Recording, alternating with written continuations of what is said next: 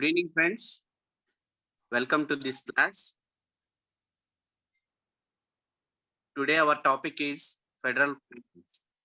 Samakya Vittam, the functions of public finance. The main functions of public finance are the allocation functions, the distribution functions, the stabilization function. Along with this, we also discuss the growth functions. వనరుల పంపిణీ విధులు ఒకటి, ఆదాయ సంపద పంపిణీ విధులు రెండవది, ఆర్థిక స్థిరీకరణ విధులు. ఈ ప్రధానంగా పబ్లిక్ ఫైనాన్స్ లో ప్రభుత్వం నిర్వర్తించే విధులను ఈ మూడు రకాల ఫంక్షన్స్, మూడు రకాల విధుల కింద మనము అధ్యయనం చేస్తాం. వనరుల పంపిణీ విధులు, ఆదాయ సంపద పంపిణీ విధులు, ఆర్థిక స్థిరీకరణ విధులు అని అధ్యయనం చేస్తాం. ఇందులోనే ఆర్థిక వృద్ధి విధులు కూడా ఈ మోడర్న్ డెఫినేషన్ ప్రకారం చేర్చబడింది. కాబట్టి ఇవేంటో మీకు ఆల్రెడీ తెలిసి ఉంటాయి. These are the three functions, main functions of the public finance: allocation function, distribution function, stabilization functions. So friends,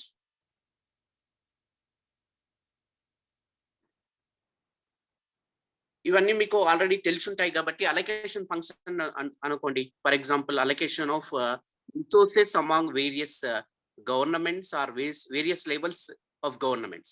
For example, కేంద్ర రాష్ట్ర ప్రభుత్వాల మధ్య కానీ, రాష్ట్రాలు లేదా స్థానిక ప్రభుత్వాల మధ్య కానీ వనరుల పంపిణీ ఎట్లా జరుగుతుంది అనేది మనం క్లియర్ కట్ గా మనం పబ్లిక్ ఫైనాన్స్ లో డిస్కస్ చేస్తాం. అదే విధంగా ఆదాయ సంపద పంపిణీకి సంబంధించి కూడా ఆయా రాష్ట్రాల మధ్య ఆదాయాల్ని సమకూర్చుకోవడానికి ఉన్న వసతులు లేదా వనరులు రాజ్యాంగం ప్రకారము కేంద్రాలకు కానీ, రాష్ట్రాలకు కానీ లేదా స్థానిక ప్రభుత్వాలకు కానీ ఎట్లా అలొకేట్ చేయబడ్డాయి, ఆ డ్యూటీస్, ఫంక్షన్స్ ఎట్లా అలొకేట్ చేయబడ్డాయి అనేది అందులో మనం డిస్కస్ చేస్తాం. అదేవిధంగా to stabilize the economy, to attain the objective of higher growth rate in the economy. This is the function of public finance. This is the subject matter of public finance. కాబట్టి ప్రభుత్వ విత్త శాస్త్రం యొక్క ముఖ్యమైన విధుల్లో ఇవి మనం చదువు. కాబట్టి ఆర్థిక వ్యవస్థలో ఏవైనా అసమానతలు ఉంటే వాటిని తొలగించి ఒక రకమైన ఆర్థిక వ్యవస్థలో ఆర్థిక వృద్ధిని స్థిరీకరణ చేయడానికి కావాల్సిన అన్ని రకాల చర్యలు ప్రభుత్వ పరంగా ఎట్లా తీసుకుంటారు అనే విషయాలు కూడా మనం ప్రభుత్వ అర్థశాస్త్రంలో చదువుతాం, లేదా దాన్నే ప్రభుత్వ విత్త శాస్త్రము అన్నాం. ఇప్పుడు నాన్న ఫెడరల్ ఫైనాన్స్. ఇప్పుడు మనకు తెలుసు, ప్రపంచంలో చాలా దేశాల్లో మనం రెండు రకాలుగా ఆ దేశాలను విభజిస్తాం. We can divide the countries in the world into two. One is federal governments and unitary governments. Federal states అని, యూనిటరీ స్టేట్స్ అని అంటాం కదా. సమాఖ్య దేశాలు లేదా ప్రభుత్వాలు. అదేవిధంగా ఏకకేంద్ర దేశాలు లేదా ఏకకేంద్ర ప్రభుత్వాలుగా మనము విభజన చేస్తాం. ఇక్కడ సమాఖ్య ఫెడరేషన్ అంటే ఏంటి, సమాఖ్య అంటే ఏంటి?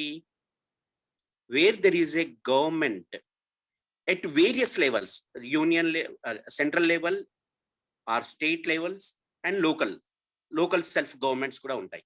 ఆ విధంగా 3 స్థాయిల్లో కానీ లేదా 2 స్థాయిల్లో కానీ ప్రభుత్వాలు ఏర్పడి ఉన్నట్లయితే దాన్ని మనం సమాఖ్య అంటున్నాం.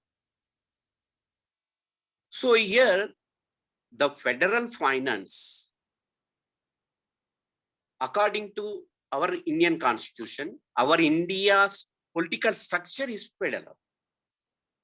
Why? Because there is a division of powers, division of duties, division of functions among central state governments according to Constitution of India.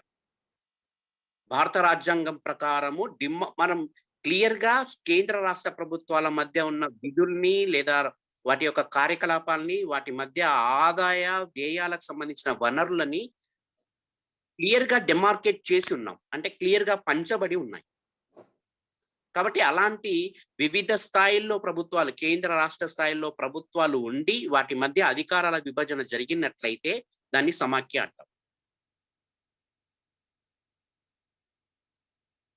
So here friends, the Indian political structure or Indian system is a federal system. We have union territories, we have state governments, and we have central government. at various levels.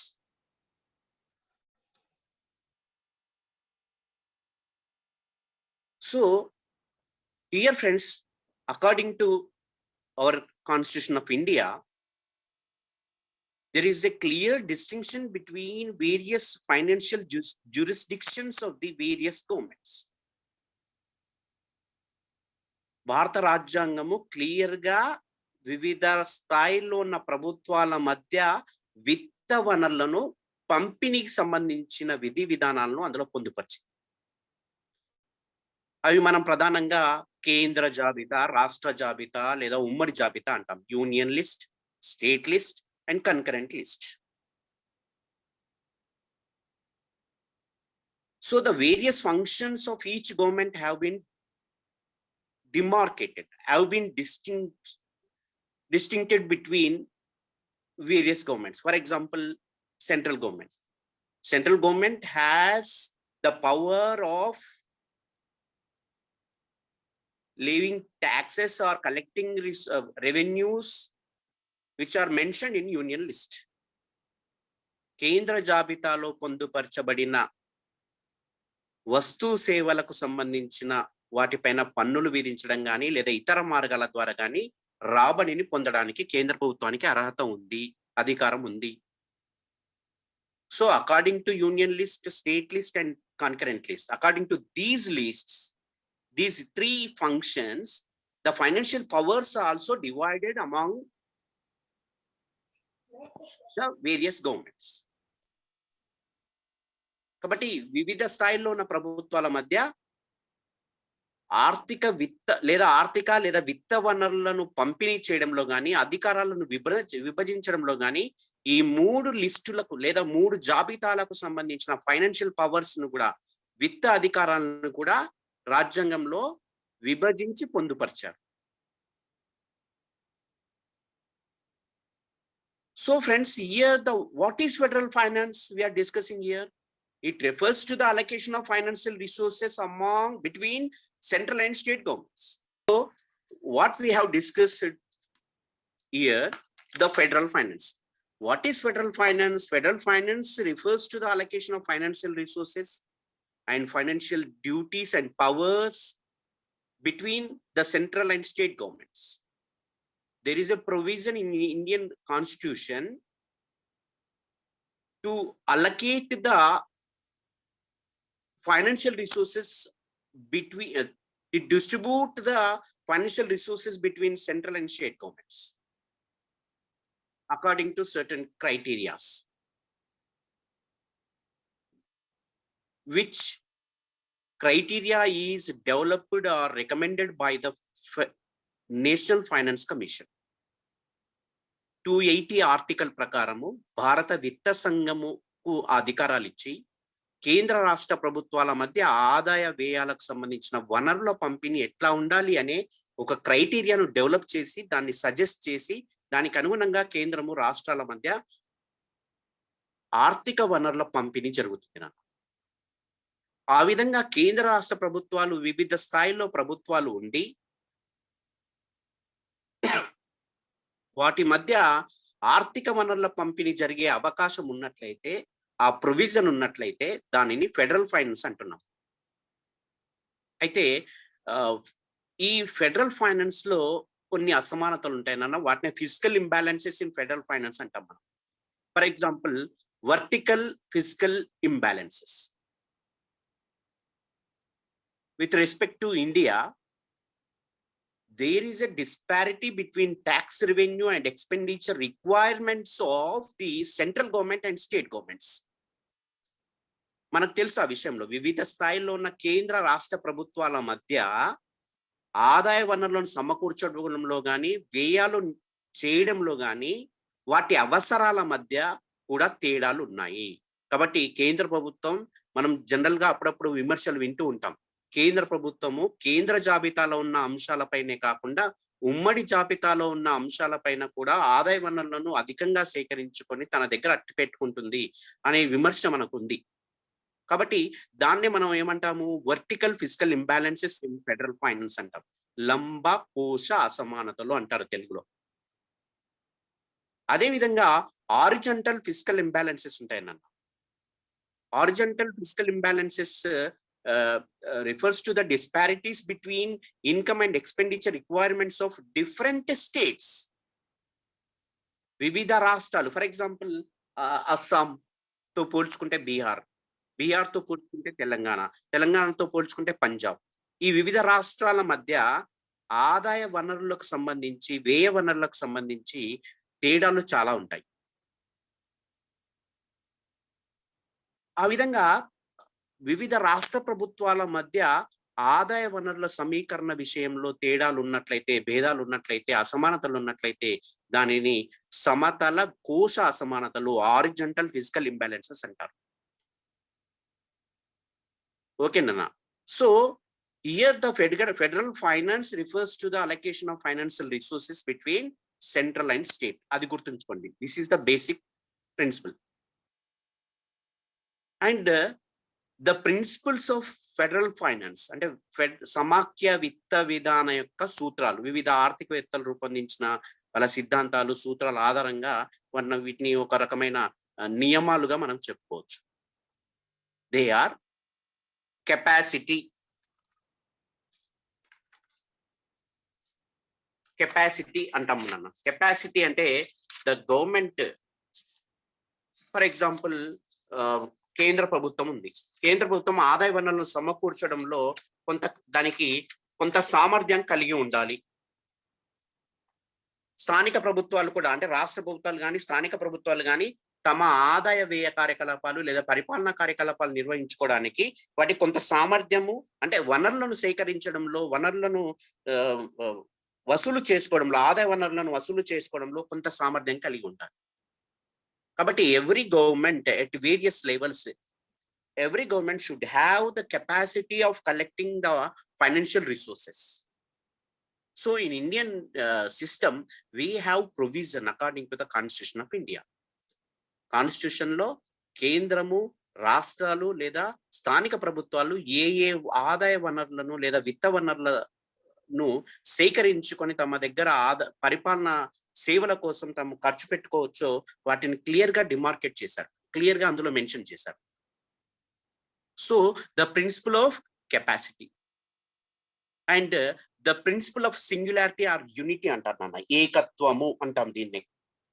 ఇప్పుడు for example సమాఖ్య వ్యవస్థలో కేంద్ర ప్రభుత్వం దృష్టిలో ప్రతి రాష్ట్ర ప్రభుత్వాన్ని లేదా ప్రతి రాష్ట్రాన్ని, ప్రతి స్థానిక ప్రభుత్వాన్ని కూడా సమానంగా చూడాలి. So there should be an equality. So అది కేంద్ర రాష్ట్ర ప్రభుత్వాల మధ్య ఉండాలి అని మనం ఒక నియమాన్ని ఎంపిక చేసుకున్నాం. నెక్స్ట్ నాన్న మిత వ్యయము, దాన్ని economy, the principle of economy అంటారు. ఇప్పుడు for example in tax collection and the reforms in the fiscal reforms and there may be various reforms in collection of taxation or in changing the slabs of tax. For example income tax gani, GST slabs gani మార్చడానికి, income tax slabs మార్చడానికి లేదా GST slabs మార్చడానికి కేంద్ర రాష్ట్ర ప్రభుత్వాలకు అధికారం ఉంది అనుకుందాం. ఫర్ ఎగ్జాంపుల్ ఇప్పుడు జిఎస్టీ అయితే సెంట్రల్ లెవెల్లోనే వాళ్ళు జిఎస్టీ ఏర్పాటు చేసి స్లాబ్స్ ఏర్పాటు చేశారు. కేంద్రాలు ప్రతిపాదన పంపిస్తే దాన్ని ఆధారంగా చేసుకొని they can amend regarding the slabs in GST. ఆ విధంగా అలాంటి మితవే అంటే అతి తక్కువ వ్యయంతో పన్నును రాబట్టుకునే విధంగా చర్యలు తీసుకోవాలి. For example if any state collecting tax on the item of state list, if the income from the tax is 100 rupees but the cost of collecting the tax revenue is more than 100 rupees, so there is no principle of economy. For example మనము tax ను పన్నును వసూలు చేసే 100 రూపాయలు వచ్చిందన్న, పన్ను వసూలు చేయడానికి కావలసిన వ్యయము రూపాయలకు మించి ఉందనుకోండి, అంటే మనం సిబ్బందిని ఏర్పాటు చేయడం, డిపార్ట్మెంట్ ఏర్పాటు చేయడము, దానికి సంబంధించిన నోటిఫికేషన్ ఇచ్చి వాటిని కలెక్ట్ చేయడము, వీటన్నింటి కోసం కాస్ట్ 100 రూపాయలకు పైన జరిగింది. కాబట్టి అది మంచి పన్ను కాదు అంటున్నాం మనం. This is not good tax. కాబట్టి we should follow the principle of economy. అదేవిధంగా freedom at various levels, central level or state governments level, each government should have the freedom in collecting financial resources, in imposing taxes, and collecting the revenue through imposing various taxes. ఈ freedom అనేది కేంద్ర రాష్ట్ర ప్రభుత్వాల స్థాయిలో ఉండాలి అనేది ఒక principal ఉంది నాన్న. అది భారతదేశంలో ఉందా లేదా అని మనం తర్వాత డిస్కస్ చేస్తాం. And self reliant. ఇప్పుడు for example in allocation of financial resources between central and state and the fiscal capacity of each government. So there should be a self-reliant to the government at various levels in collecting taxes, in imposing taxes, in implementing various fiscal policies. అంటే ఒక రాష్ట్రం ఇతర రాష్ట్రాల పైన, ఒక రాష్ట్రం కేంద్ర ప్రభుత్వం పైన అధికంగా ఆధారపడకుండా స్వయం సమృద్ధిగా ప్రతి రాష్ట్రము లేదా ప్రతి స్థాయిలో ఉన్న ప్రభుత్వాలు స్వయం సమృద్ధిగా పనిచేసే విధంగా అలొకేట్ చేయబడి ఉండాలి. And there should be a principle of elasticity in changing or amending the various physical policies. For example taxes సంబంధించి కావచ్చు, లేదా రుణాలు సేకరించడానికి సంబంధించి కావచ్చు, కొంత వ్యాకోచత్వాన్ని కలిగి అంటే మార్చుకోవడానికి అవకాశాలు ఉండే విధంగా ఉంటే బాగుంటుంది అనేది వేరియస్ ఎకానమిస్ట్ల యొక్క అభిప్రాయం. అదేవిధంగా economic conditions. So in allocating financial resources, there should be a principle or there should be some conditions among various levels of governments.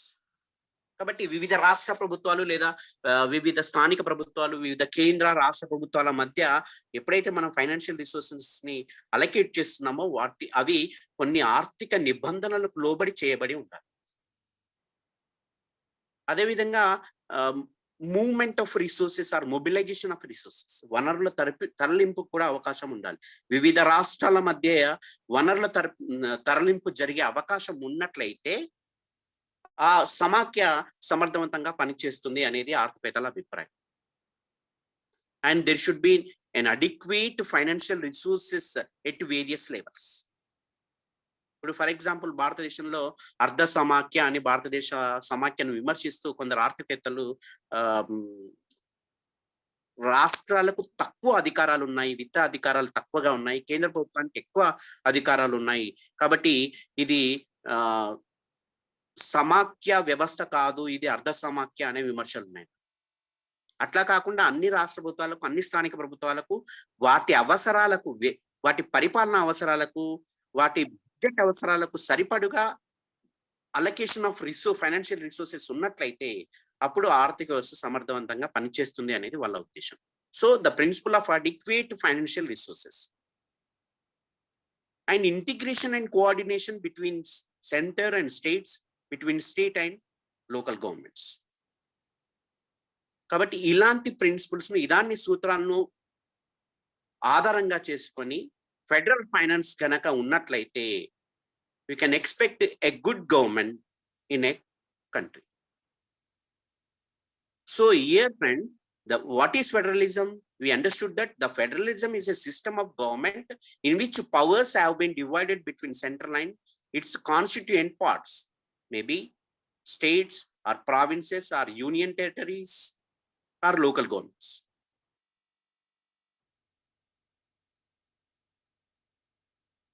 So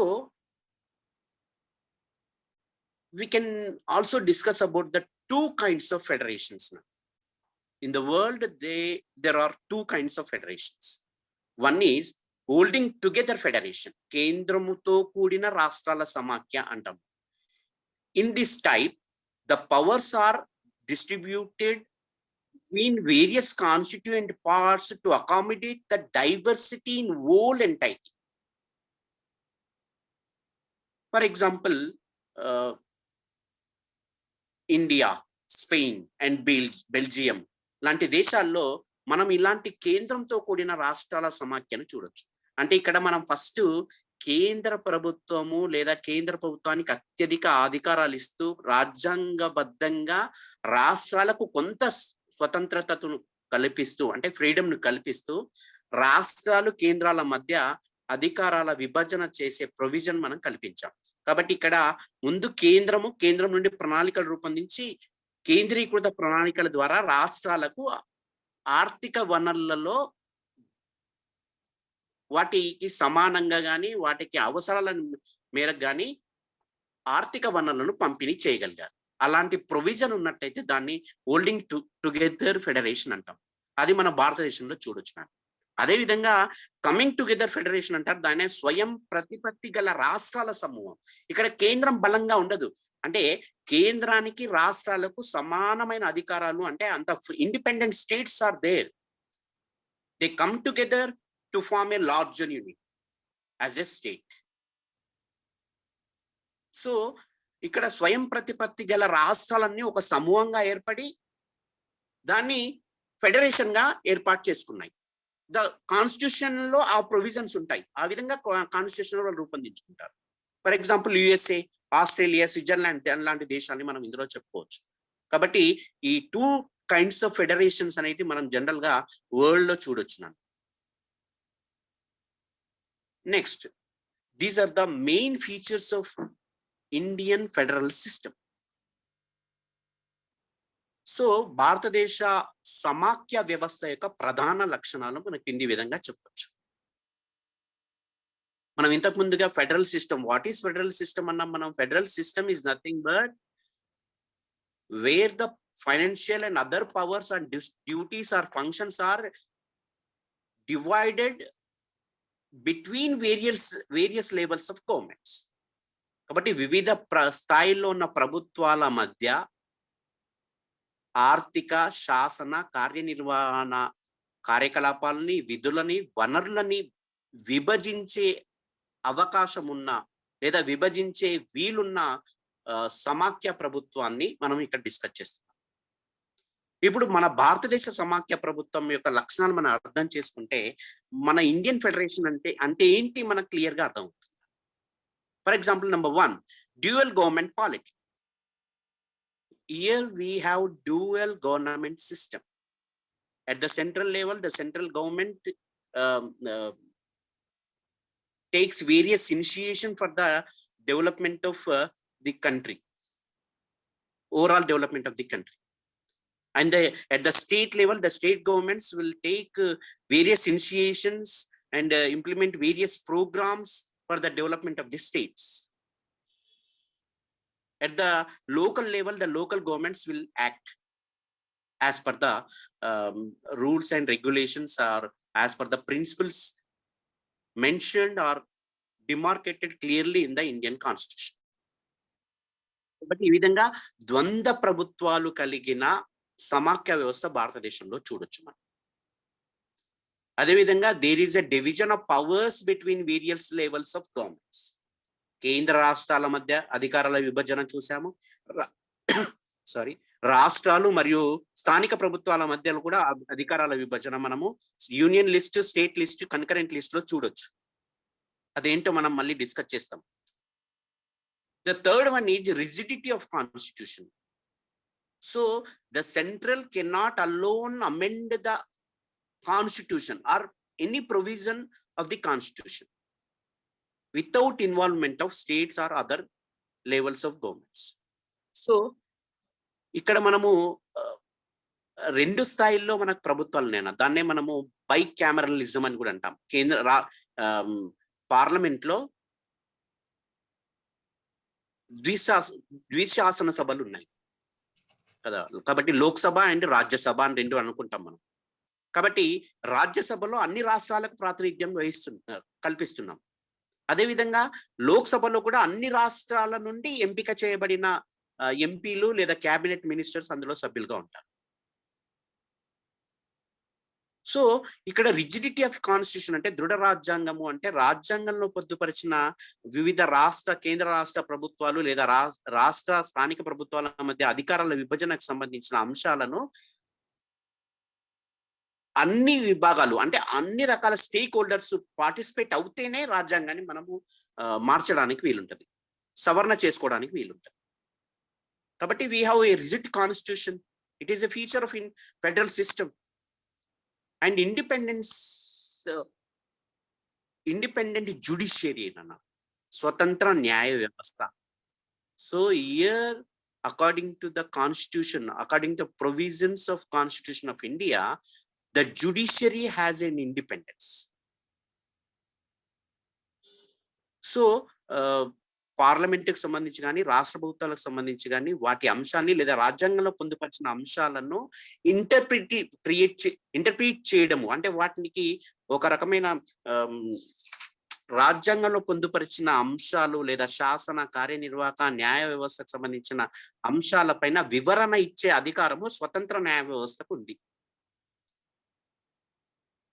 కాబట్టి we have an independent judiciary in Indian system.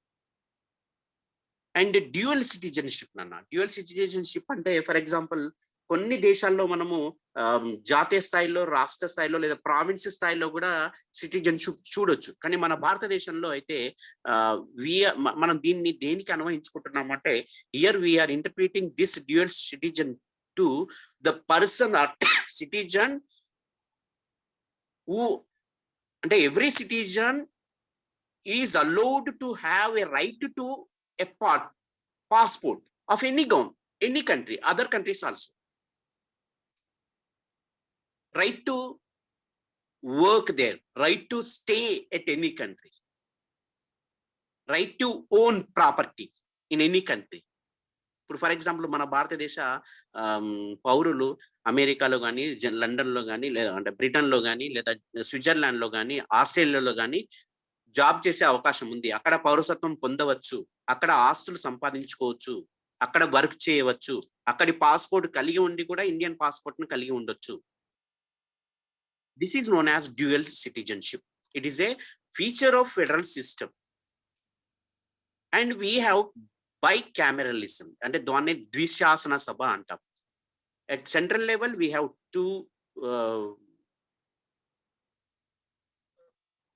parts. One is Lok Sabha, another one is Rajya Sabha. So the parliament consists of two levels of legislative assemblies. For example, Lok Sabha అనుకోండి అన్న. లోక్ సభలో మనం ఇంతకుముందు చెప్పినట్లుగా cabinet ministers కానీ లేదా ఇతర ministers, విధంగా రాజ్యసభలో అన్ని రాష్ట్రాలకు, కేంద్రపాలిత ప్రాంతాలకు లేదా వివిధ రంగాల్లో ప్రతిభావంతులకు అందులో ప్రాతినిధ్యం కల్పిస్తాం. అంటే వివిధ రాష్ట్రాల నుండి ఆ విధానం భారతదేశంలో ఉండింది. So all the federations might not have all the above features, but in India we have these features. So these are the unique features of Indian federal system అని మనం చెప్పుకోవచ్చు. ఇవి కాకుండా మనకి for example federalism in India according to constitution, according to article 1 of the Indian Constitution, India is called as Bharat or a union of states. ఎక్కడ మనము federation అని constitution లో పేర్కొనలేదన్న. కాబట్టి India shall be A union of states. So the word federation is not mentioned in any article of the Constitution of India. కాబట్టి రాష్ట్రాల సమాఖ్య లేదా రాష్ట్రాల సమూహంగా మాత్రమే భారతదేశాన్ని పేర్కొన్నారు. కాబట్టి మనము ఇంతకుముందు చెప్పుకున్నట్టుగా మనం భారతదేశ టుగెదర్. కాబట్టి ఆ విధంగా ఆర్టికల్ 1 ప్రకారము భారత ఆర్థిక వ్యవస్థ లేదా భారతదేశ రాజకీయ వ్యవస్థ అనేది రాష్ట్రాల సమూహంగా పేర్కొనడం జరిగింది. కాబట్టి సమాఖ్యాన్ని ఇక్కడ వర్డ్ లో మనం పేర్కొనలేదు, కానీ the elements of federalism were introduced into modern India by Government of India Act of 1919, which separated powers between central and provincial legislations. ఇది 1919 గవర్నమెంట్ ఆఫ్ ఇండియా యాక్ట్ అంటే బిఫోర్ ఇండిపెండెన్స్. ఇందులో కేంద్ర రాష్ట్ర ప్రభుత్వాల స్థాయిలో ఉన్న రెండు ప్రభుత్వాల మధ్య అధికారాల విభజన అందులో క్లియర్ గా డిమార్కెట్ చేసి ఉన్నారు కాబట్టి అది యాస్టీస్ గా మనం ఇందులో పెట్టుకున్నాం. ఆ ఫెడరల్ ఎలిమెంట్స్, ఆ ఫెడరలిజం ఎలిమెంట్ అనేది ఆ అంశాన్ని మనం ఇక్కడ పెట్టుకున్నాం కానీ భారతదేశాన్ని మనం ఫెడరేషన్ గా మనం పేర్కొంటున్నాం. కాబట్టి మనం ఇక్కడ ఇంతకుముందు అన్నట్లుగా there is a provision, there is a distinction between states and center regarding financial resources. Kabatti governments at two levels, center and state levels, there is a division of powers, there is a division of functions and duties between center and states. Were this to accommodate these provisions in the constitution, in the 7th schedule of the constitution, which gives the subjects each level has jurisdiction in union list, which has a jurisdiction of the central government and state list and concurrent list. In concurrent list, both the governments, both the levels of governments have the facility. So here we have a supremacy of the constitution. The basic structure of Indian constitution is indestructible as laid out by the judiciary. So the constitution is our supreme law in our Indian political system. As we have independent judiciary, the constitution is providing us an independent and integrated judiciary, and the Supreme Court of India at the topmost position. At the bottom levels, the lower or district courts are there. At the state level, the high courts are there. So all the state level high courts and all the lower and district courts are the subordinate to the Supreme Court. So the topmost court in India is Supreme Court of India. It is an independent and integrated judiciary system. This is also a federal feature in India. And మనం ఇంతకు ముందు చెప్పుకున్నట్లుగా భారతదేశ సమాఖ్య వ్యవస్థ పైన అనేక రకాల విమర్శలు ఉన్నాయి. లేదా ఫర్ ఎగ్జాంపుల్ కేసీ వేర్ లాంటి రాజనీతివేత్తలు భారత సమాఖ్యను అర్ధ సమాఖ్య అని ఎందుకు పేర్కొన్నారు అంటే there are some unitary features in Indian federal system. భారత సమాఖ్య వ్యవస్థలో కొన్ని ఏకకేంద్ర లక్షణాలు ఉన్నాయి కాబట్టి దాన్ని అర్ధ సమాఖ్యగా వాళ్ళు భావించారు. ఆ ఏకకేంద్ర లక్షణాలు ఏంటి అనేది మనం ఒకసారి చదివితే, మనం ఒకసారి అధ్యయనం చేస్తే మనకు క్లియర్ గా భారతదేశ సమాఖ్య వ్యవస్థ గురించి ఒక క్లియర్ ఐడియా వచ్చేస్తుంది.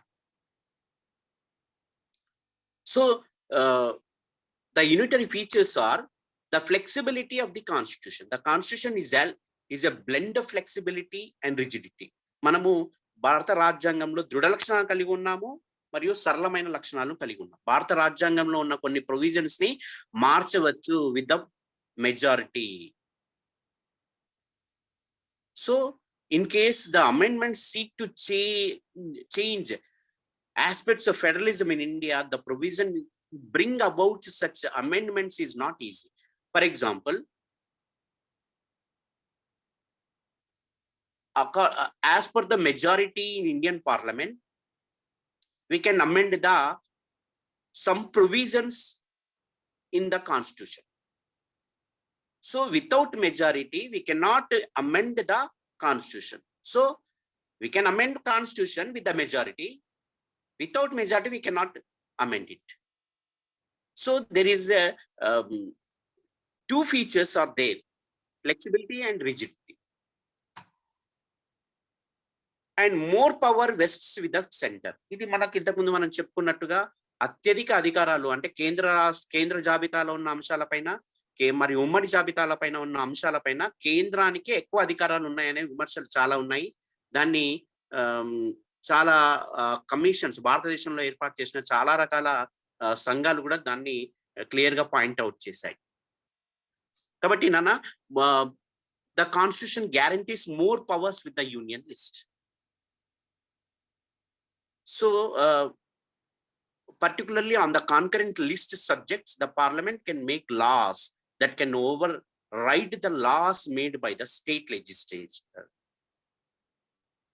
సో రాష్ట్రాలు తీసుకున్న కొన్ని నిర్ణయాల పైన కేంద్రము ఆ నిర్ణయాల పైన ఆధిపత్యం చెలాయించే విధంగా కేంద్రాలు ఉమ్మడి జాబితాకు సంబంధించిన అంశాలపైన నిర్ణయాలు తీసుకోవచ్చు. And unequal representation of states in the Rajya Sabha. ఈ విషయం మనకు చాలా సార్లు విమర్శలు మనం చదువుతూ ఉంటాము.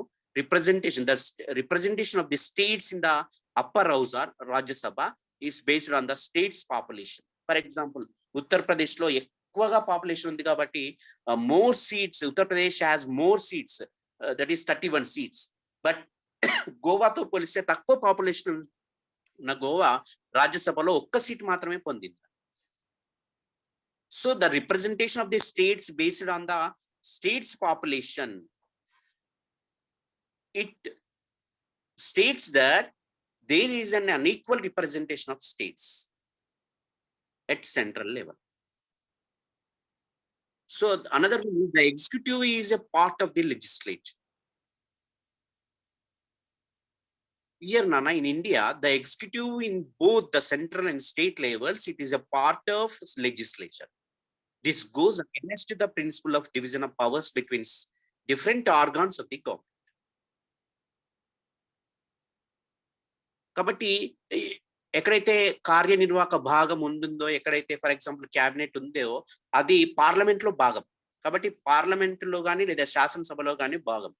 కాబట్టి పార్లమెంట్ క్యాబినెట్ నిర్ణయించిన నిర్ణయాలనే జనరల్ గా లోక్సభలో కానీ రాజ్యసభలో కానీ ఆమోదింప చేసుకోవడానికి ప్రయత్నం చేస్తాం. అదేవిధంగా లోక్సభ ఇస్ మోర్ పవర్ఫుల్ దాన్ రాజ్యసభ. ఆ విషయం కూడా మనకు తెలుసు. కాబట్టి లోక్సభలో నేరుగా ఎంపిక చేయబడిన ఎంపీస్ తో కూడిన క్యాబినెట్ ఉంటుంది. కాబట్టి క్యాబినెట్ నిర్ణయాలనే జనరల్ గా లోక్సభలోనూ రాజ్యసభలోనూ ఆమోదింప చేసుకోవడానికి ఆ కేంద్ర ప్రభుత్వం ప్రయత్నం చేస్తుంది. కాబట్టి ఇది కూడా ఒక రకమైన ఏక కేంద్ర లక్షణంగా చెప్పొచ్చు. అండ్ ఎమర్జెన్సీ పవర్స్ అన్న దీనిపైన కూడా చాలా రకాల విమర్శలు వచ్చాయి. రాజమన్నార్ కమిటీ కానీ, సర్కారియా కమిటీ కానీ, ఇట్లా పంజాబ్ కు సంబంధించిన కొన్ని స్టేట్స్ కానీ, తమిళనాడుకు సంబంధించిన కొన్ని స్టేట్స్ కానీ పరిపాలనా సంస్కరణల పైన కొన్ని కమిటీస్ వేసి ఈ అంశం పైన చాలా విమర్శలు గుర్తించాయి. ఆ విషయం మనకు తెలుసు.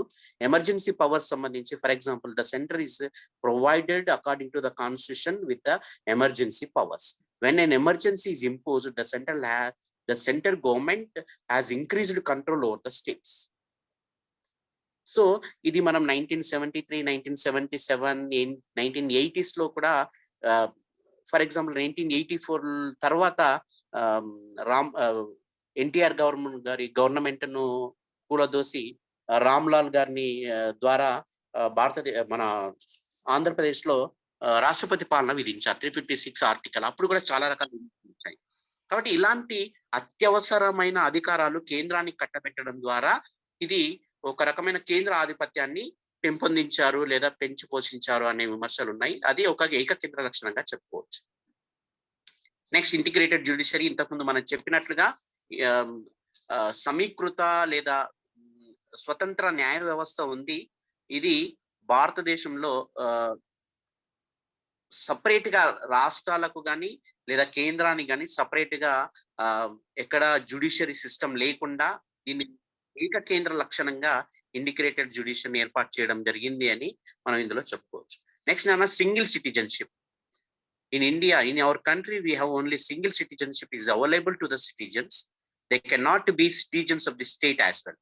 కాబట్టి మనము యుఎస్ఏ లేదా కొన్ని సమాఖ్య వ్యవస్థలో ఫెడరల్ సిస్టమ్ లో, కెనడా లాంటి కొన్ని ఫెడరల్ సిస్టమ్ లో మనము డ్యూయల్ సిటిజన్షిప్ చూడొచ్చు. అయితే ఆ కేంద్ర స్థాయిలో మరియు రాష్ట్రాల స్థాయిలో, ప్రావిన్సెస్ స్థాయిలో కూడా వాళ్ళు రెండు రకాల పౌరసత్వాన్ని. నెక్స్ట్ నాన్న గవర్నర్స్ అపాయింట్మెంట్. దీనిపైన కూడా చాలా విమర్శలు ఉన్నాయి.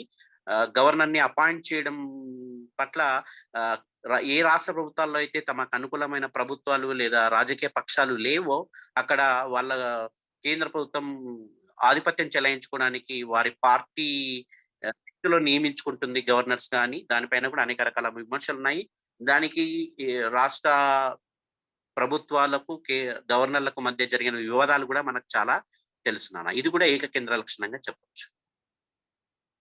న్యూ స్టేట్స్ ఫార్మేషన్ అన్న. The parliament has a power to alter the territory of any state and it can increases or reduces the area of the state. It can also change the name of the states, and the parliament has a power to start or establish a new state, to form a new state. ఆ విధంగా అలాంటి అధికారాలు కేంద్ర ప్రభుత్వానికి ఇవ్వడం జరిగింది కాబట్టి ఏకకేంద్ర లక్షణాలుగా చెప్పుకుంటున్నాం, అంటే యూనిటరీ ఫీచర్ గా చెప్పుకుంటున్నాం. ఆల్ ఇండియా సర్వీసెస్ కూడా దీనిపైన కూడా చాలా రకాల విమర్శలు నేనన్నా. రాష్ట్ర ప్రభుత్వాలకు సంబంధించి వాటి పరిపాలనలో సాయం చేయడానికి సివిల్ సర్వీసెస్ కానీ లేదా ఆల్ ఇండియా సర్వీసెస్ కానీ వీటిని కేంద్ర ప్రభుత్వమే నియామకం చేసి మన రాష్ట్రాల పైన రుద్దుతుంది అనే ఒక రకమైన విమర్శలు ఉన్నాయి. So these services also offer uniformity in administration through out the nation for the purpose of the all India services is to offer uniformity in administration through out the country, but there is a criticism on this issue. And one more thing is integrated election machinery. కాబట్టి నాన్న భారతదేశంలో election commission of India ఉండింది. దానికి అనుబంధంగానే రాష్ట్రాల్లో election commissions ఉంటాయి. కాబట్టి election commission కానీ the members of election commission is appointed by the president or on the recommendations of the central cabinet. So it is also a unitary feature in Indian system. And veto over states bills. So the president can reserve certain kinds of bills for the consideration, and the governor also, who is nominated or appointed by the central government. The government of a state can also reserve some kinds of bills for the president's consideration. కాబట్టి ఇప్పుడు for example మన దగ్గర చూసుకోవచ్చు, మనం ఈ మధ్య పేపర్లో కూడా చూసాం. రాష్ట్ర ప్రభుత్వాలకు అనుకూలంగా లేదా రాష్ట్ర ప్రభుత్వాలు పంపించిన బిల్లుల్ని గవర్నర్ గారు ఆమోదించట్లేదు, దానిపైన ఇద్దరి మధ్య కోఆర్డినేషన్ లేదు, ఈ విషయాన్ని హైకోర్టుకు తీసుకెళ్లారు అని రకరకాలుగా మనం పేపర్లో చదువుతున్నాం. ఇది కూడా ఒక రకమైన ఏకకేంద్ర లక్షణంగా చెప్పొచ్చు, అంతకంటే ఎక్కువ డిస్కషన్ అవసరం లేదు. And another one is integrated audit machinery. So the president of the country appoints the Controller Auditor General, CAG, who audits accounts of both the central and state governments. కాబట్టి కేంద్ర రాష్ట్ర ప్రభుత్వాలకు సంబంధించిన అన్ని రకాల అకౌంట్లకు సంబంధించిన వాటిని ఆడిట్ చేసే అధికారము, వాటిని పరిశీలన చేసి అనాలిసిస్ చేసి రిపోర్ట్ సబ్మిట్ చేసే అధికారము, అంటే నివేదిక సమర్పించే అధికారము కంట్రోలర్ ఆడిటర్ జనరల్ ఉంది. కానీ అతన్ని నియమించే అధికారము ప్రెసిడెంట్ కు ఉంది on the basis of recommendations of central cabinet. And power to remove key officials. కాబట్టి ఫర్ ఎగ్జాంపుల్ స్టేట్ కి సంబంధించిన కొన్ని ఎలక్షన్ కమిషన్ సంబంధించి, జడ్జెస్ సంబంధించి, హైకోర్టు జడ్జెస్ సంబంధించి, స్టేట్స్ పబ్లిక్ సర్వీస్ కమిషన్ సంబంధించిన చైర్మన్ విషయంలో కానీ రాష్ట్రపతి నిర్ణయం తీసుకొని వాళ్ళని తొలగించడం కానీ, నియమించడం కానీ, మార్పు చేయడం కానీ చేయొచ్చు. So here the centre has a power to remove key officials at state level. So according to these features, Nana, according to these unitary features in Indian federal system, our Indian constitution is a quasi-federal. Indian federal system is federal system. ఇందులో ఏమైనా doubts ఉన్నాయన్నా మీకు?